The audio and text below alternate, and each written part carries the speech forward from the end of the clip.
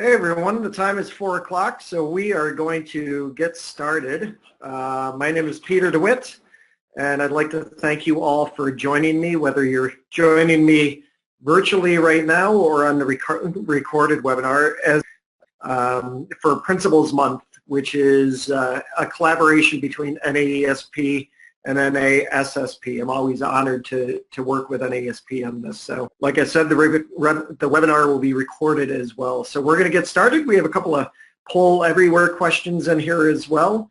But this comes from a book that I published with Corwin Press and Learning Forward last September called Collaborative Leadership, 6 Influences That Matter Most, and it's based on John Hattie's research. So one of the other thing that I'll be kind of weaving into our hopeful conversation today is the idea that we've got the school climate book as well. So the school climate book came out about a month ago, and that was co-published between Corwin Press and the Ontario Principals Council. So today I'm going to talk a little bit about collaborative leadership, but I'm going to talk about school climate too, because they both go hand in hand for sure. You know, for those of you that don't know about John Hattie's research, Hattie is out of the University of Melbourne.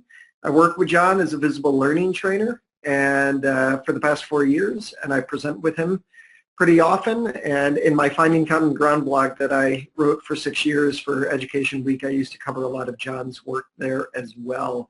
John actually wrote the foreword for collaborative leadership. So for those of you that don't know or you need a refresher where John's work is concerned, there are over 1,400 meta-analysis that he has collected over time. 300 million students have been involved in those meta-analysis. And he started out in visible learning, which we refer to as the White Book, back in 2009, with 138 influences on learning. Those influences were anything from feedback to reciprocal teaching to classroom discussion, all of those.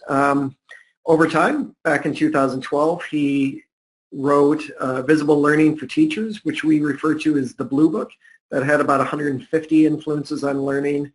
Up until about a few months ago, we had 195 influences on learning, and I just presented with John at Hofstra University in Chicago a few weeks ago, and he rolled out 251 influences on learning. So I'll give you the best and the worst. The highest impact influence that John has researched is collective teacher efficacy, something we're going to be talking about a little bit today in this hour that we've got together. That is a 1.57 effect size. On the lower end, which was number 251, the last influence, is actually what he refers to as boredom, and that has a negative 49 effect size. So yes, that was negative. What we were looking for and what is good for you, whether you know John's research or not right now, if you don't know it, you should probably look into it. It would be really great for you, is that we have what's called the hinge point, and that is an effect size that has a 0.40. So a 0.40 equates to a year's worth of growth for a year's input. And Hattie's research, that is referred to as the hinge point. John did not come up with the 0.40. That is an effect size that researchers agreed upon a few decades ago would result in a year's worth of growth for a year's input. So I'll try to weave that in a little bit more as we go through this webinar. Number one thing to think of is who is doing the collaborating. Very often what we find is that principals think their job is to get other people to collaborate. And the reality is, and what we know from self-efficacy research, something else I'll be talking about today, is that you will not feel efficacious in every part of your job. Now that doesn't matter whether you're a teacher who is joining this webinar, a teacher leader, an instructional coach, a specialist, or even a building or district leader. It doesn't matter. You cannot feel efficacious in every part of your job because it's just too complicated. The job, we often get asked to do more with less these days. So what we know from collective efficacy is that that whole collaborative effort is something that's really important. So when we're talking about who is doing the collaborating, it's not always about the students need to do the collaborating, although very important, or the teachers need to do the collaborating at their PLCs, It's also the fact that the principal should be collaborating with their teachers. Now we know that your job, if you are a building principal or a district leader who is taking part in this webinar, your job is very difficult and you cannot possibly collaborate on everything. So what I'm going to ask you to do in this hour that we have together is think about those areas where you can collaborate. Where is one area where you can collaborate more? Maybe it's your, it might be your faculty meeting or something like that. So start thinking about that as we go through, because I don't want you to sit here and do this webinar live or recorded and walk away saying, wow, that was really nice, but not put anything into practice after we're together. What I really also want to be able to focus on is engagement. Is it authentic or compliant? You know, in the classroom, we find that students have to partake in compliant engagement, which is 1, 2, 3, eyes on me, and those kind of things. But what I find is that we often do that to teachers as well. We do that at faculty meetings, where the faculty has to sit in the staff meeting as the principal goes through a list of agenda items that the staff needs to know about. And we do that to parents. When parents or families come in to see us, we do a lot of, can you please come for open house and parent-teacher conferences and our celebrations and support our chorus concerts. But when they come in to talk to us about something tough, we do a couple of things. One, we make them make an appointment. And number two, sometimes they start to get a reputation with us and we try to avoid them more than we try to engage them. So this whole leadership idea, this whole thing about learning is supposed to be authentic engagement and not compliant engagement. I'm going to give you a second to read the definition of collaborative leadership, right? So you're going to notice there are a couple of things. Building deep relationships with all stakeholders, understanding self-efficacy, which is a very complicated topic and something that I'm going to try to dive down deeper into today, but also the idea of building collective efficacy to deepen our understanding together. This framework is in the Collaborative Leadership book, and it's also in the School Climate book. What I have found in my time as a school leader, but also in the past 4 years, I've run workshops all over North America, Australia, and spent some time in the UK as well, is that I found that there are sort of 4 leadership styles that we have to pay attention to. And we've all found time in each one of them. And believe me, there are pros and cons to each one. So I don't want you to think that one is bad and one is good, even though you can see in the upper right-hand corner that one is all about collaborators. And because of the fact that this is a collaborative leadership webinar, you're probably thinking that we're going to want to stay in that upper right-hand corner. You can't. So I'm going to go through these relatively quick. Bystanders on the lower left-hand corner. These are people that don't necessarily define a goal, nor do they inspire a lot of collaboration. Sometimes they're reactive more than proactive. But if we look at this whole idea of bystanders in a better way, maybe what we can start to do is think about bystanders will sometimes also be people that don't have to do all the talking and let people define a goal together maybe, where they start to go actually toward that collaborative spirit. So bystanders can have both pros and cons. If we spend too much of our time as a bystander, we're hiding from parents who want to come see us, or we hear that there's an issue with a teacher, but we don't go to them. We wait for them to come to us. Sometimes what can happen is that can create more of a hostile school climate. Speaking of hostile school climate, another thing that can lead to that is the lower right-hand corner, which are regulators. Regulators, in their strongest sense, define the goal and they dictate what should be happening. They do things like check lesson plans on a bi-weekly or tri-weekly cycle, but what happens is they don't necessarily give feedback. Sometimes they just do it because it's a regulation that they want to follow. Other times they expect teachers to be on the same page, pacing at the same time. Sometimes they use the word fidelity, and it doesn't always sound good when they use the word fidelity. But you know, on the flip side, being a regulator, it can be a good thing. because we know that there's some compliance things that need to be handed into schools. I had a friend who was a principal and did a fantastic job when it came to school safety. She knew the protocols, and very often when I had an issue or found a gap where my school safety protocol was concerned, she could help me find it and help me clear it up. So regulators can be very good. On the upper left-hand corner are negotiators.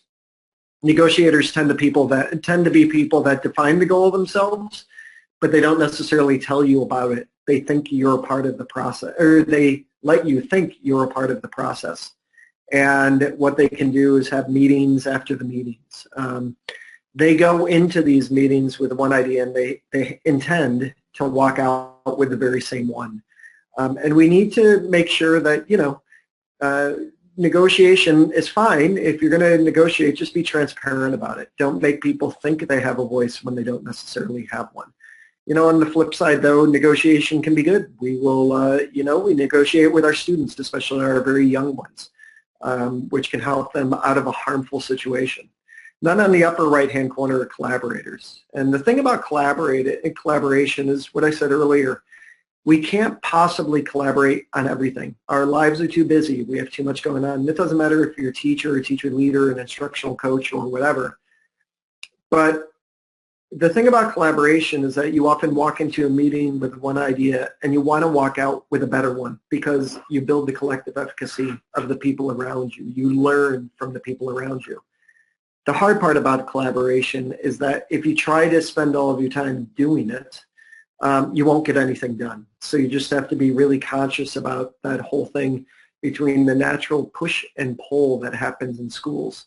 We often in John Hattie's work, and outside of John's work too, we talk about the Goldilocks principle. What's too hard, what's too soft, but what's just right. And that's where you try to find the space for collaboration.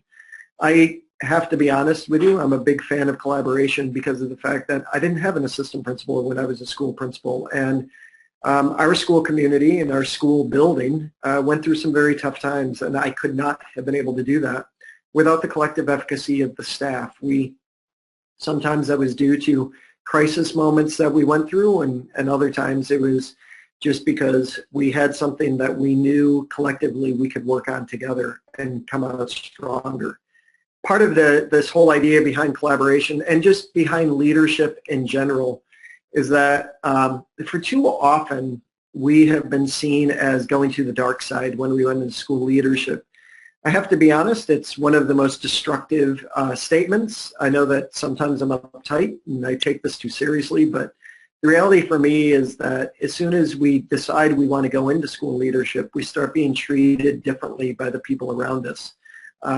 And they say things like going to the dark side. I don't think leadership is about going to the dark side. I think we have a real opportunity to build that collective efficacy with staff. We have a real opportunity to get to know kids over a long period of time because we follow them from year to year. And we have a real opportunity to get to know families very well as well. So I don't think leadership should be seen as going to the dark side. I think it's an opportunity for us to work collectively together. So it's a statement that we should try to stop doing. One of the things that I want you to focus on while we're together today, and maybe think about when you leave here, is that goal setting has a high effect size. It's a 0.51. And if you remember in John Hattie's research, goal setting, or the effect size of 0.40 equates to a year's worth of growth for a year's input. So 0.51 is really great. What is one area in your leadership, whether you're a teacher, leader, an instructional coach, or a building leader, what is one area in your leadership that you would like to collaborate more? And think about that as you're sitting here.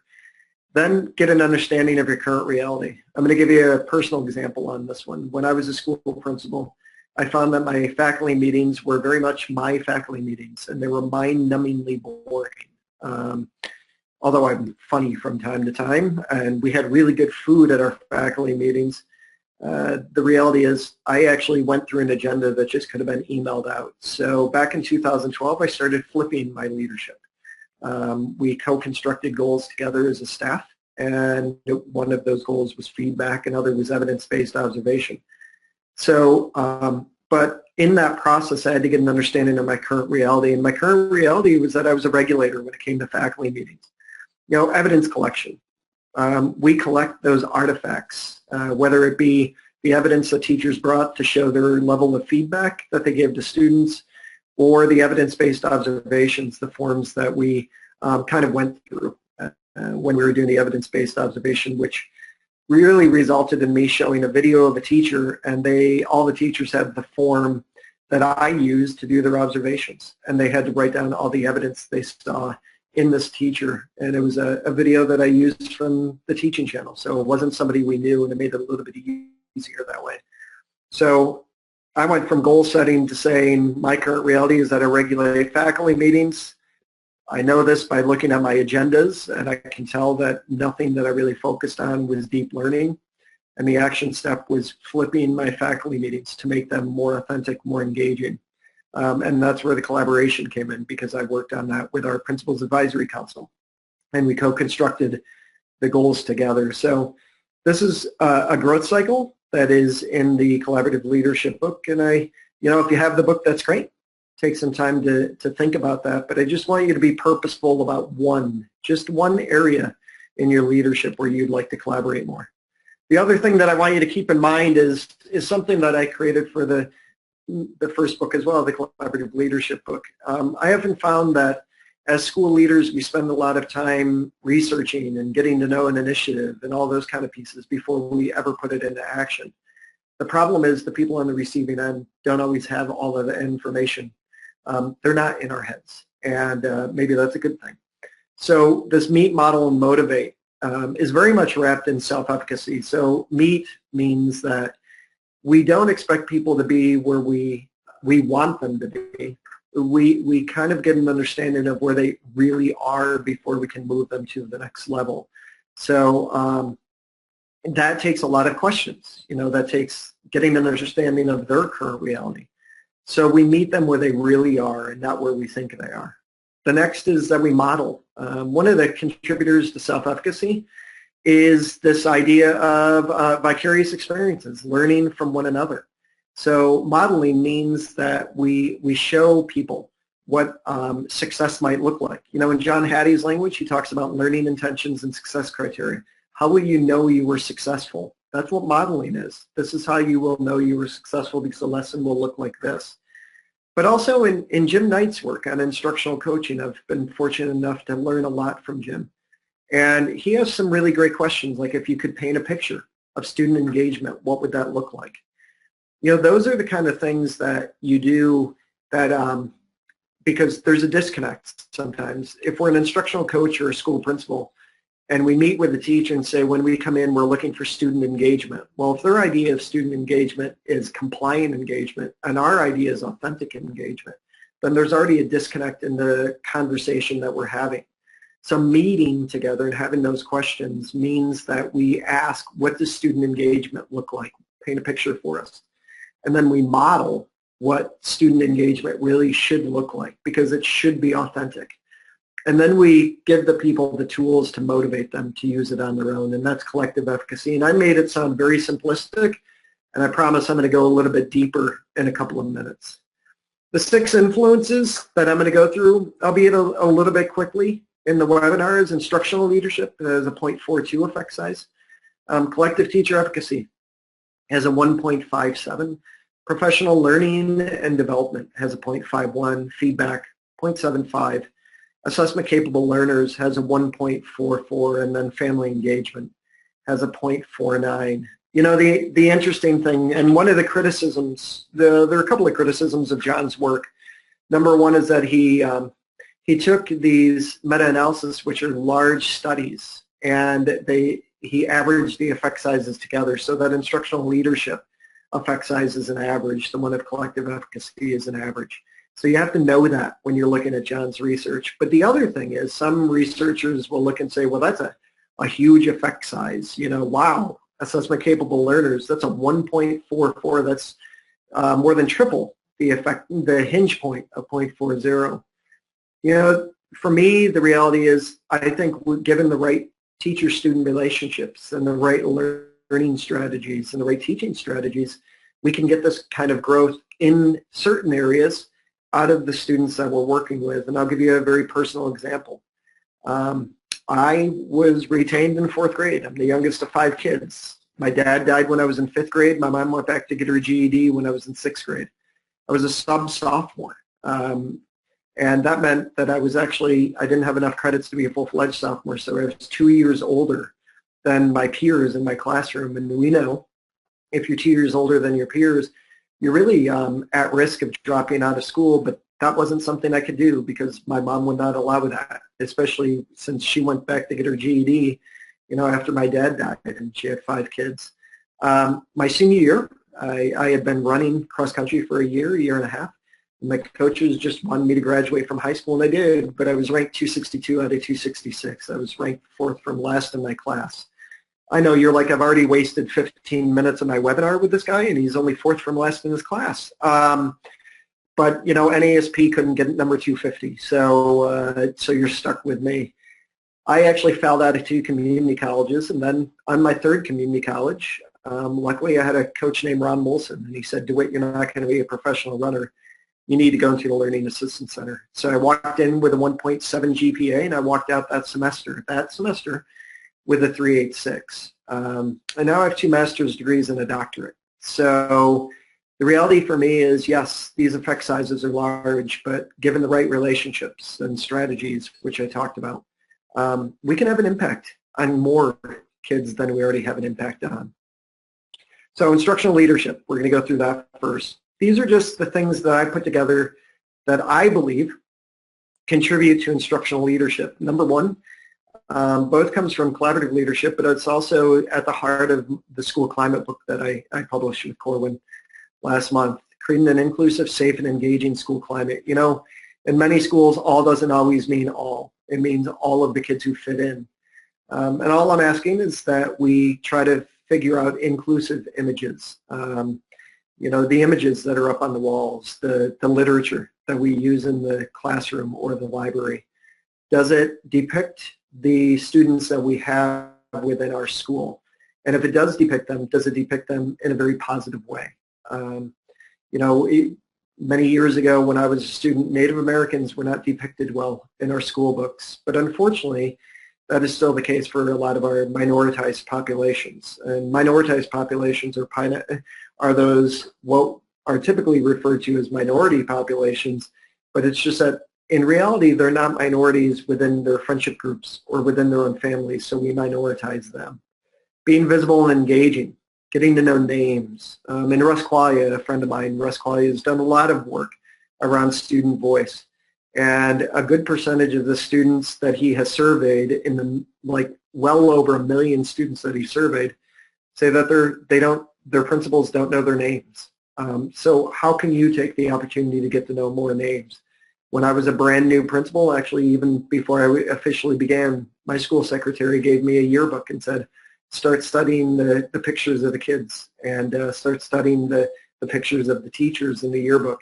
Get to know their names that way. So I knew a lot of names before I even met each of those stakeholders. And the other things are pretty self-explanatory, but when I say collaborative leader and instructional coach, I love the instructional coaching model. You goal set with a teacher. You go through the learning with them. Say maybe their goal is using a new teaching strategy in the classroom, like reciprocal teaching. You help them find a resource, and they find a resource too. And then you go into observe them and see how it's working. And then you look for the improvement. You do a baseline and a post. How are the kids not engaged? Did reciprocal teaching help engage the kids more? Visible Learning actually just tweeted something out. They said that on average, this comes from the research of Janet Clinton, on average, teachers ask 200 to 300 questions a day, and students ask 2 questions per student per week. Reciprocal teaching is a way to change that around. So what I'm going to do is Honor Feed is from NASP, is going to take over the screen in just a minute because I want to do a poll everywhere on self-efficacy. This is the definition of self-efficacy. It comes from Albert de Bandera, and it says 1997, but Bandera's research has been around since 1977. He was a Stanford professor. And self-efficacy, many of you know this, refers to the beliefs we have in our own capabilities. So now I'm going to allow Honor to actually give you a minute or two to go through a poll everywhere that I created to answer some questions. So Honor, it's all you. Hi. Okay, so I've launched the poll. If you guys would go ahead and answer, the question is self-efficacy is, please select one of the following. Choices are the confidence to take action, situation specific, perfection in every situation, or both A and B. So Peter, we're just waiting now on responses. It looks like everyone is doing a great job. We will close in 10 seconds. 9, 8.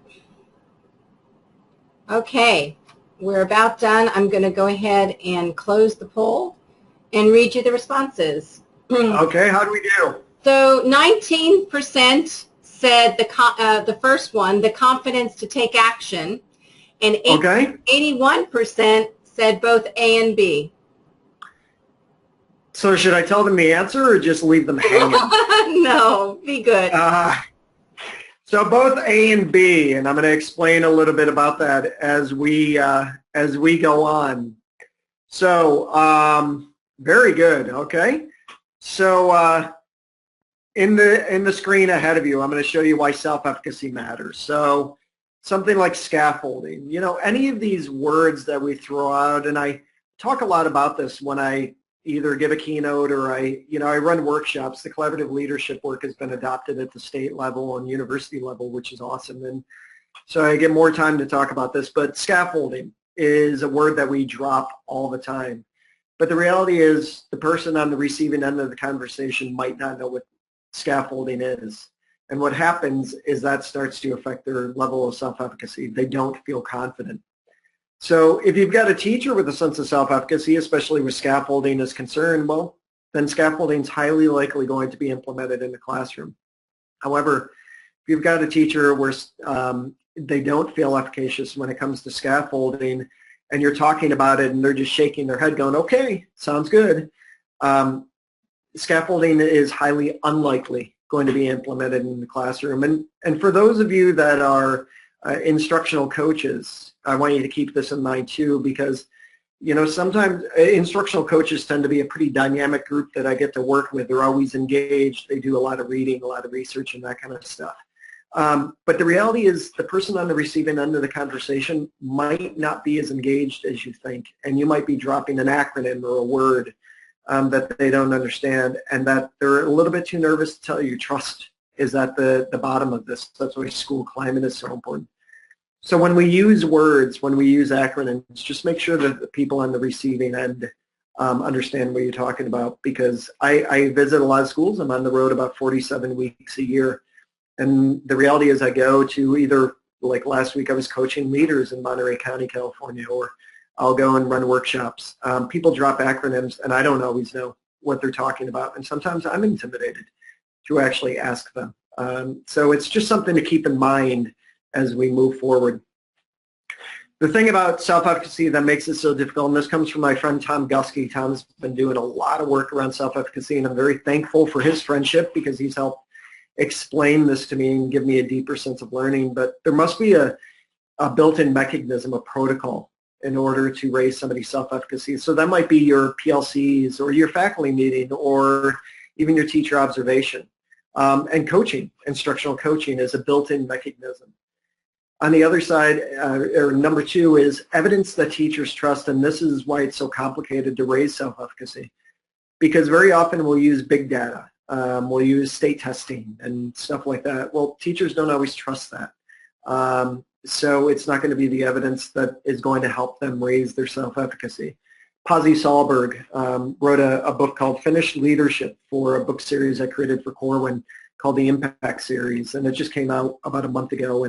And Pasi's book is wonderful, and he says that, use small data to make big change, and this kind of feeds into what Pasi's talking about, because you need to use evidence teachers trust. On the flip side of that, though, is that there are times that teachers will only trust what they made for their own classroom, and that doesn't always mean it's valid and reliable. So just like the Goldilocks principle from before, we have to find what is that evidence that we both can agree on, that we trust. And then the last part, Tom says that the strategy needs to make a difference within weeks and not months. Teachers need to see a difference in student learning. So these are the three pieces that Tom talks about that can help raise self-efficacy. And as you can see, that's what makes it a little bit more complicated. I talked about this a little bit more in the school climate book than I did in the collaborative leadership book.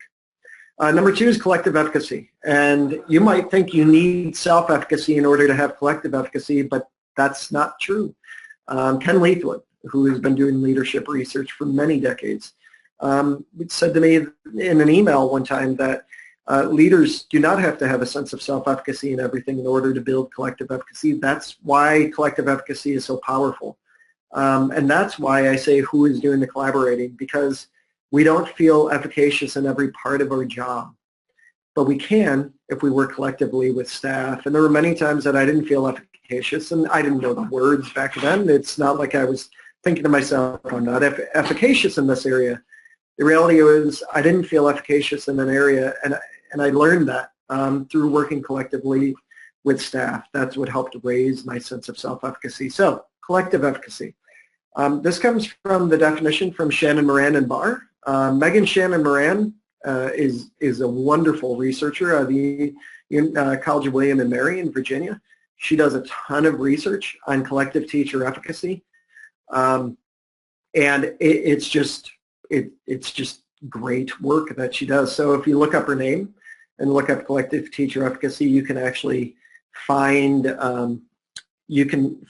scales and those kind of things. One of the things that I will also do for you, whether you are watching this live or you are part of the recorded webinar, is I'm going to provide a resource to honor an NASP that they will send out to you because you signed up.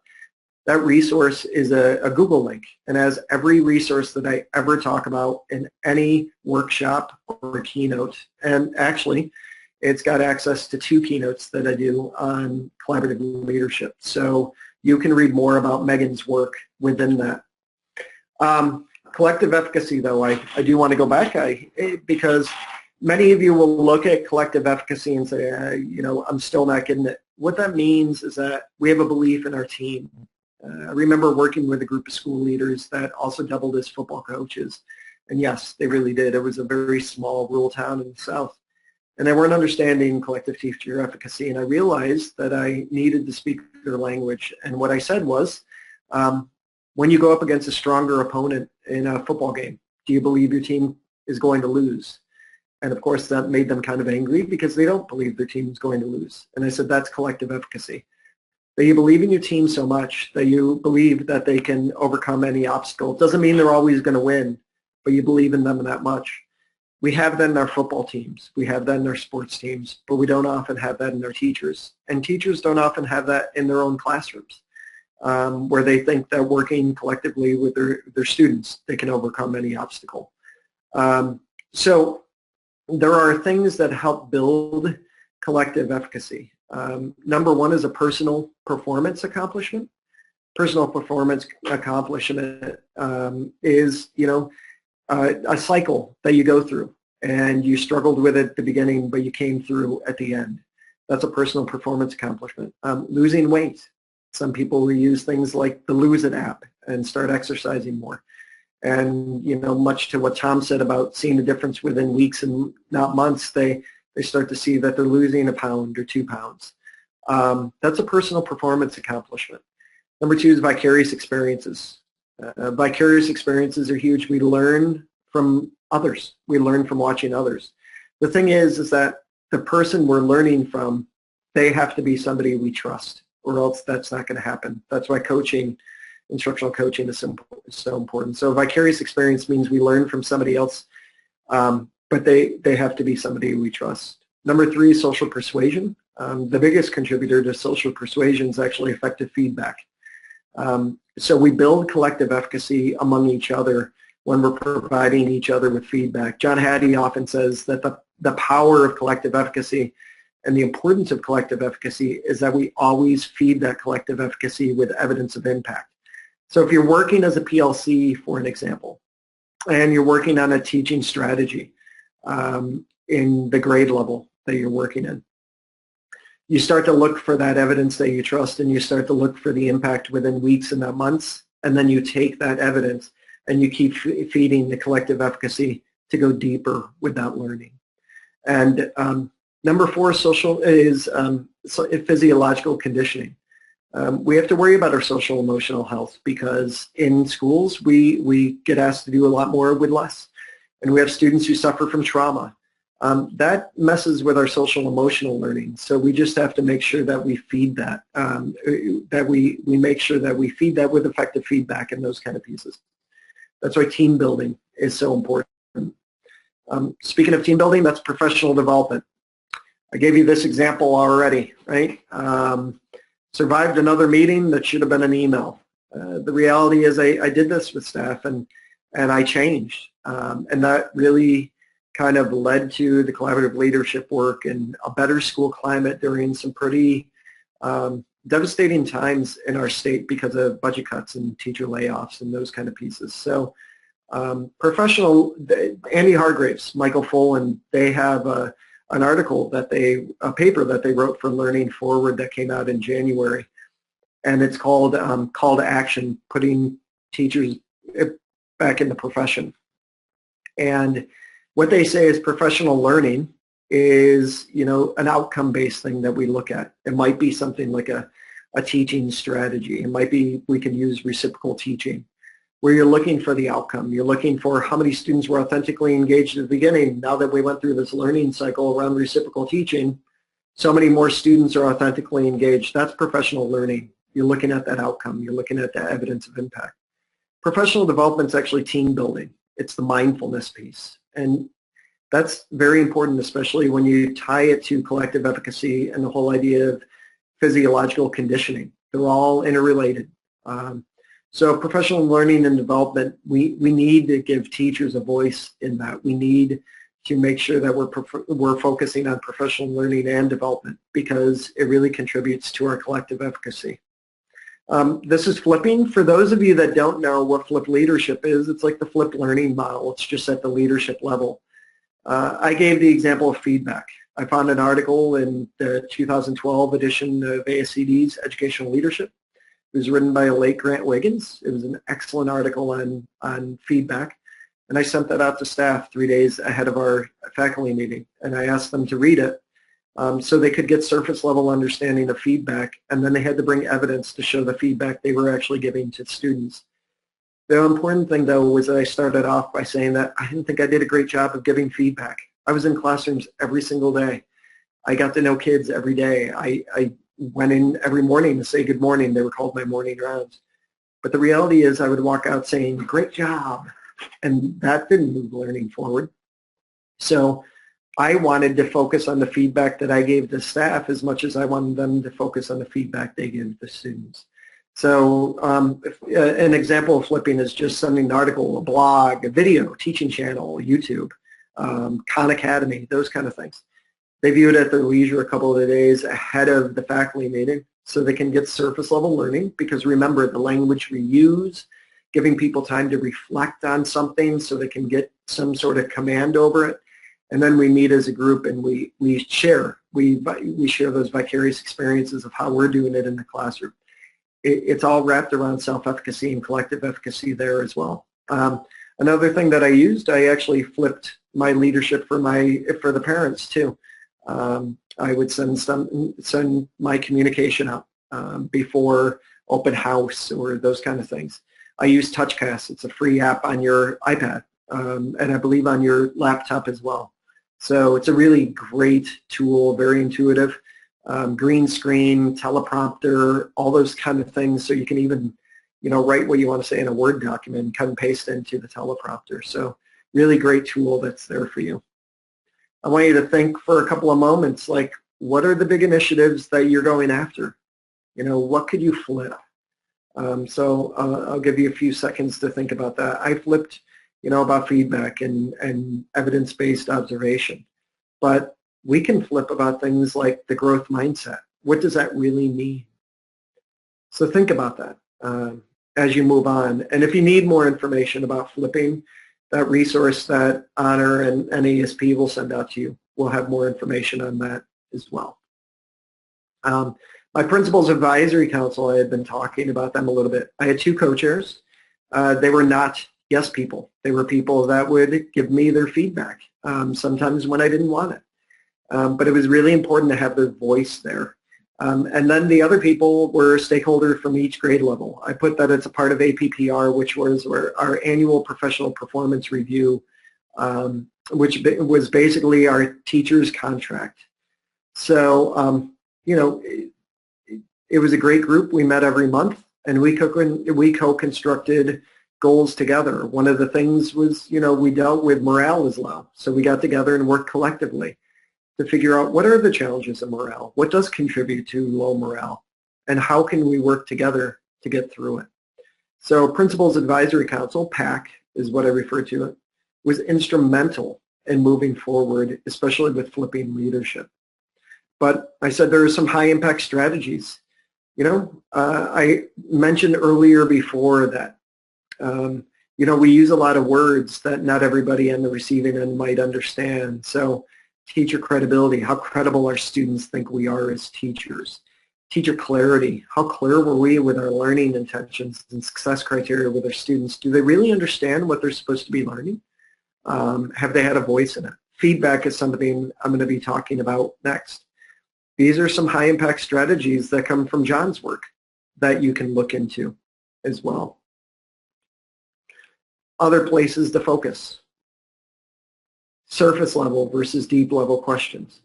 You know, John says when we present together, and in his research he'll talk about how we stay at the surface level, and or other times we just jump into deep. What he's saying is that one isn't better than the other. It's just that we have to make sure we go from surface to deep level, and we need to know when to be able to do that. And that's where differentiation kind of comes in, or scaffolding comes into the equation as well. Growth versus fixed mindset. John has research that shows the growth mindset versus fixed mindset has a 0.19 effect size, which is well under the hinge point. That probably surprises a lot of people. I wrote a blog, and you have access to it. You will have access to it in that doc. I wrote a blog called Why the Growth Mindset Won't Work a couple of years ago, and then Carol DeWitt wrote a response a couple of months after that, and John just wrote a wonderful guest blog for me back in July before I stepped away from writing the blog on clarity around the growth mindset. Those are all pieces that I think we should have deep conversations about at our faculty meetings. So teacher talk versus student talk, I already mentioned earlier the research of Janet Clinton, who's out of the University of Melbourne, and she has what's called the visible classroom. Negative versus positive interactions. These are all pieces that are really important, and you know, too often as somebody who runs workshops, I heard people say, I wish we had time to talk about this at school. You do. It's your faculty meeting. And it takes some work to shift it around. It takes some work to get people to understand that we want our faculty meeting to be about learning. But if we explain it and we articulate that and we start moving in that direction, then, you know, in months down the road, the faculty meetings are going to be flipped, and you don't even have to call them flip faculty meetings. The other pieces, you know, I work with a lot of schools that have PLCs, but their PLCs don't have authentic learning. They're seat time. Teachers have to be there from 3 to 4. These are conversations they could be having. These are deep learning pieces that they could be having, because we could come to a better agreement on what authentic learning actually looks like. The next is feedback, and this is where Honor is going to step in again, because this is where your last poll everywhere is going to be. Feedback has an effect size of 0.75, but I'm going to let Honor step in, and she's going to give you a poll everywhere on what do you know about feedback. Okay, Honor, it's yours. Okay, so I'm running the second survey here. What is effective feedback? And the answers, possible answers, are just in time for me, information that can do the most good, or only effective when the receiver has a voice in the process, or based on a learning intention and success criteria, or all of the above. So we'll give you a few seconds to do that. And I'm going to give a little clarity around the first one. It should say just in time, just for me, information that can do the most good. I messed up when I sent that one to Honor. So it's just in time, just for me, information that can do the most good. All right, we're going to close the poll and share it with everybody. Oh, look at that. 100%. This is the smartest webinar group I've come in contact with. So you're right. It is all three, and we're gonna talk about that a little bit more. So what we know from research is that feedback actually only sticks when it's wrapped around a goal, what we refer to in visible learning as the learning intention and success criteria. We have to have that discussion with the teacher. The one I used from Jim Knight. If you could paint a picture of student engagement, what would that look like? You have to have those conversations before you can give effective feedback, because other than that, you're just going to be throwing feedback up against the wall and hoping something sticks.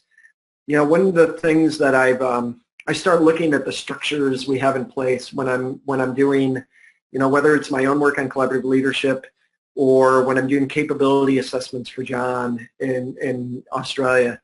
People talk about walkthroughs all the time, and the reality is I've seen so many principals work really hard to give feedback to their teachers, and they leave feedback sheets. But the problem is the teacher on the receiving end didn't have a voice in the process, so they feel like walkthroughs and feedback are being done to them as opposed to done with them. A few months ago, I wrote on Facebook, you know, tell me a word that you wish could be banished in education. And I ended up writing a blog, like, should these 10 words be banished from education? And people wrote things like rigor, fidelity, but also feedback came up because they feel like they're not getting feedback. They're just getting the perspective from the principal that they didn't have a voice in. So just keep that in mind. If you're leaving back a feedback sheet, is there a time for a teacher to be able to talk to you about it? And if not, what is the purpose of the feedback you're giving? Or if you're just doing a walkthrough and they're not seeing anything that you're writing down on that checklist, you know, what is the purpose of your walkthrough too? Feedback is really important. It's got a huge effect size of 0.75, but it needs these two things. And you also have to keep in mind the work of Stone and Heen. They wrote a fantastic book called Thanks for the Feedback, and I'm sure many of you have read it. Stone and Heen are out of Harvard, and I love this book. It's one of the best books I've read in a long time. What they're saying is that, you know, I'll give feedback to Honor, and Honor gets mad at me, and I'm like, well, I tried to give feedback, but Honor gets upset with me. The reality is Honor had a feedback trigger that came off, and one could be the truth trigger, because she was upset about the substance, or she just finds it to be simply untrue, what I'm saying. Number two is the relationship trigger. I don't have the credibility in her eyes to give her that feedback. Maybe, you know, Honor's a high school teacher, and I was an elementary school teacher turned high school principal, and she's looking saying, you've never taught chemistry before. You don't have the credibility to give me feedback.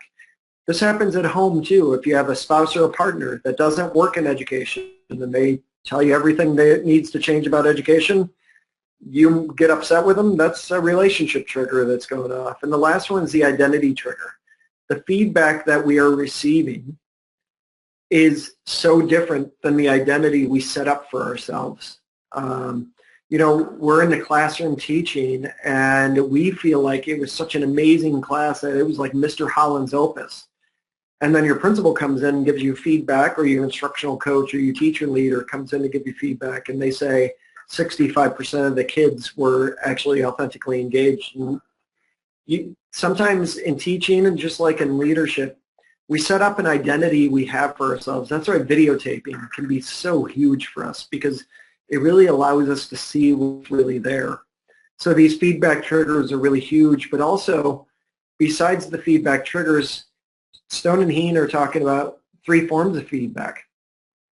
They say that we're looking for all 3 of these. Not all at the same time, but they're all very important.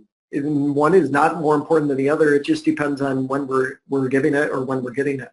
Number one is appreciation. We want to be appreciated for the hard work we put into a lesson. Number two is coaching feedback. We want to be told a better way to do it. And number three is evaluative feedback. We want to know where we stand. What Stone and Heen say is that, like I said before, one is not more important than the other, but it's what we're looking for at the time. So say Honor is my principal and I'm the teacher, and she comes in to give to do an observation. At the end, she gives me appreciation feedback, but because it was an observation, I wanted evaluative feedback. It's already missing the mark. What we need to be able to do is kind of have a discussion. And like I said, you've got access to these slides. So you've got access to these 2 slides about feedback triggers and the forms of feedback. This would be a great faculty meeting discussion to be able to have. And then when you're doing that teacher observation cycle with a teacher, focus on what kind of feedback should we expect out of this. Because that way people won't walk out saying, oh, I hate this whole dog and pony show of an observation. They're going to walk out saying, we talked about the fact that I would get evaluative feedback, and I got evaluative feedback. So, it's just really important to understand these forms of feedback. So just keep in mind, because feedback is super important. Learning intention and success criteria, you need to have that common understanding. You need to know the feedback triggers, and then you need to understand the 3 forms of feedback. I've mentioned a little bit about that teacher observation cycle, and this is it. When you meet with the teacher before an observation and that pre-observation conversation, do you talk about a goal you should be looking for? Like I would say to one of my teachers that I worked with, what do you want me to see? So I could go in and I knew what to look for. Yes, we have the Danielson form, but I wanted to be able to give them feedback in something they cared about. So we co-constructed it together. I did the observation. I talked to the students and asked them, what are you learning today? Could they answer that? Could they articulate that? And then I would give feedback when we met up again for the post-observation. But I wouldn't always stop there, because maybe it was just something that I had in my head, but when I would read Educational Leadership or Principal Magazine from NASP, or find an article or a blog in Education Week, I would see a resource and say, oh, I know Melissa really cared about that. So I would send it to her and say, hey, just as a follow-up, did you see this resource, and read it? And then when I went in to do a walkthrough, I would be looking for that. And did she put it into practice, or was it a case of self-efficacy where she didn't have the command yet? So we should always be kind of combining these together. They shouldn't be separate entities that we're looking at. Our walkthroughs, our teacher observations, we should try to find the commonalities as much as possible. I always look for common themes when I'm working with groups. They often don't have these separate ideas. I can look and see the connection between them. A perfect example, working with John Hattie and working with Jim Knight. Many people would say, well, that's instructional coaching and that's visible learning. But the reality is I saw commonalities between them. I saw a connection, which is where the collaborative leadership work started to come from as well. So collaborative tips, just in case you're interested. These are in the collaborative leadership book as well. If you're going to meet with a teacher and have a pre-conference, meet in their room, meet in the classroom. Our principal's office, our instructional coaching office, very often has status. We never forget going to the principal's office as a student. Some people still have that same feeling when they're a teacher. So go down their room, meet with them in the classroom, sit on the same side of the table of them. And when you're looking at resources, when you're doing that, you're 100% responsible for your 50%. So if you find a resource on feedback, make sure the teacher finds one as well. Start to have that kind of sharing information, because that builds collective efficacy as well. Assessment capable learners has a 1.44, and we're really looking at authentic versus compliant engagement. And we can see this slide worked out well for me, but students need an emotional connection to the classroom. Are we using artifacts that they understand, music and pop culture? Do we understand cultural nuances? I work with a lot of highly diverse schools. This is where you start thinking about, the literature that you have available and the images you have on the walls. And what cultural nuances, what cultural things are they allowed to bring into classrooms? I've done work in New Zealand, Australia, Canada, United States. We all have indigenous populations that are there. There should be a sense of pride that they can carry into schools as well. Is that a part of the greater conversation? For you wondering about minoritized population, this is something, these two things are the things I've written about quite a bit in the school climate book because they're definitely a passion of mine. If all really means all, then we need to stop treating kids like outsiders. And if they're a minoritized population, we need to have those images in the curriculum and the literature, and I talk a lot about that in the school climate book, where you're having debates and those kind of things. We need to get an understanding of each other. We need to not look any further than Facebook to understand we're polarized and we're not talking with each other, we're talking at each other. I think we need to get an understanding of each other for us to be able to move on.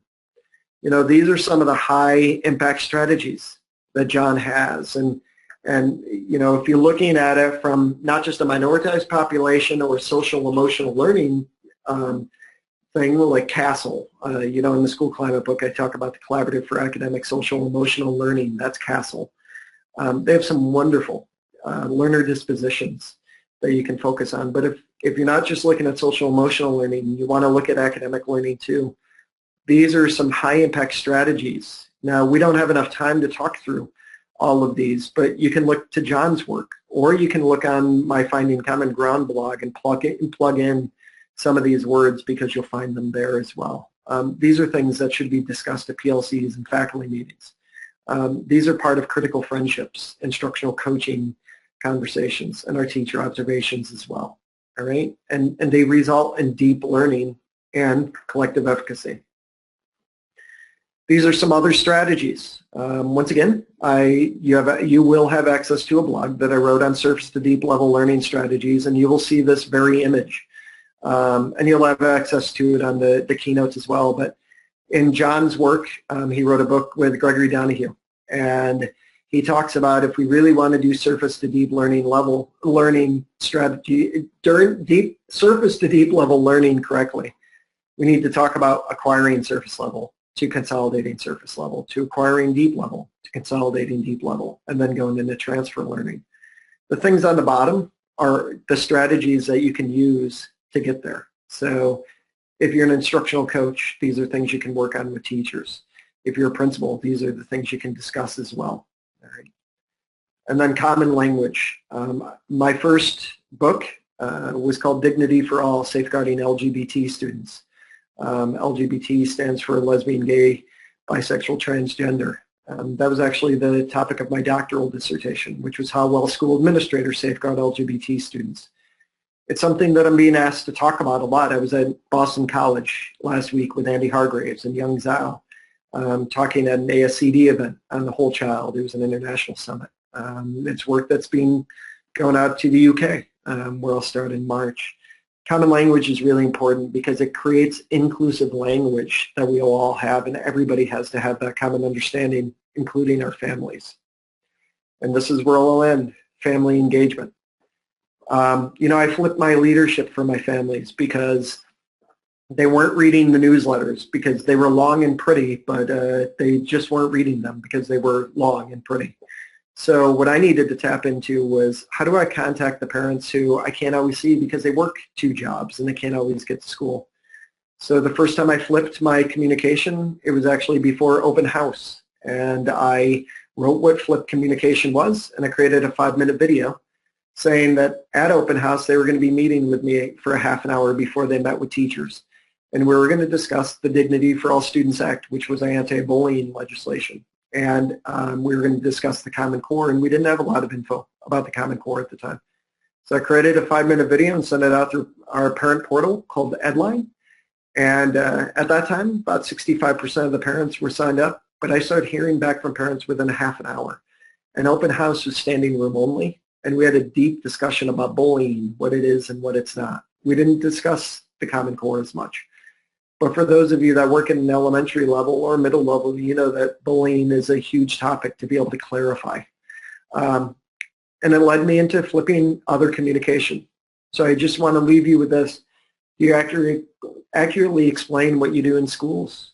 How much are parents in on the secret of school? Do you talk at them or talk with them? Do you use acronyms that they don't understand, or do you use common language that they can't understand to build that bridge? And, you know, in the school, we deal with accountability and mandates. Who is putting out the message? Because they have lots of options on Facebook to hear from parents that might not like you very much. So how much are you contributing to the positive conversations that they should be having about the school? We have so many great things going on in our schools, and yet the rhetoric around education is not always positive. We need to do our part to make sure that we put that positive conversation out. I want to thank you very much for your time. I know I went 1 minute over, but if you have any questions, please feel free to email me. And like I said, we will send out that resource for you as well. Thank you very much for being a part of the webinar. Honor,